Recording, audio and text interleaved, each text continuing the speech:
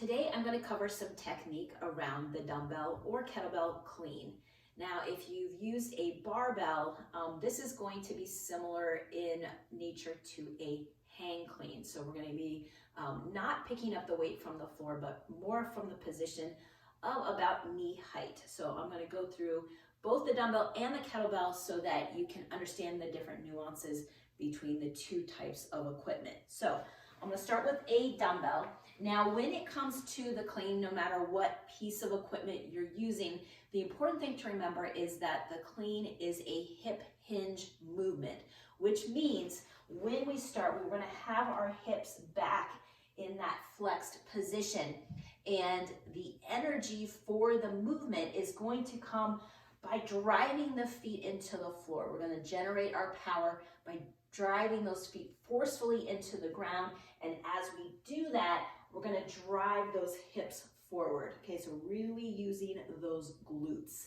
So when we start off in that kind of hang clean position, right, we want to have the dumbbell about knee height. We just want to hinge the hips back. Once they don't go back any further, that's pretty much your limit of the range of motion. But from here, as we drive our feet into the floor and we hinge those hips forward, we're going to also be initiating a shoulder shrug, right? We're going to be driving that shoulder up, almost like a pulling motion. Now, this is all going to go very quickly. It's difficult to do it in slow motion because it is a power movement.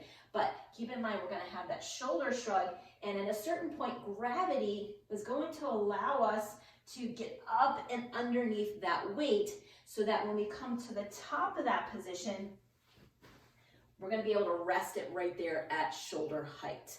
So let's go ahead and do that again, all in real time. So hinge those hips back, drive the feet into the floor, shoulder shrug, and we're going to bring that weight up with the catch. So there's kind of an up and under motion here, okay? So the dumbbell is a little bit easier. Kettlebell has a little bit more technique, but just to demonstrate that one more time, hip hinge, drive it up and up and under. Now, if you really get some power going, you get those feet up off the floor, that's okay.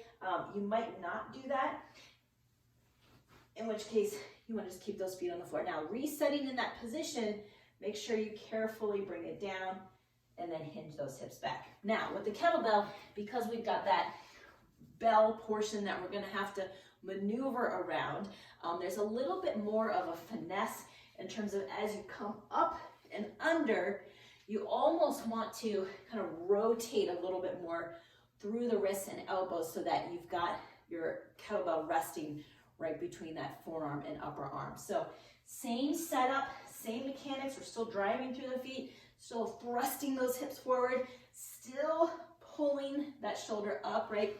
The other kind of movement that's going on behind the scenes is that drive upwards with the shoulder. So keep that in mind too. That's going to be important, especially with the kettlebell. So here we go, up and under, and then we're going to just let it kind of rest there at the top. And to reset, carefully bring it down again and repeat. Okay, so continue to practice that. It does take a little bit of practice to get it as an easy movement pattern. Of course, if it gets too easy, add some more weight there. But hopefully those mechanics will help give you some good tips to perform a really well done dumbbell or kettlebell clean.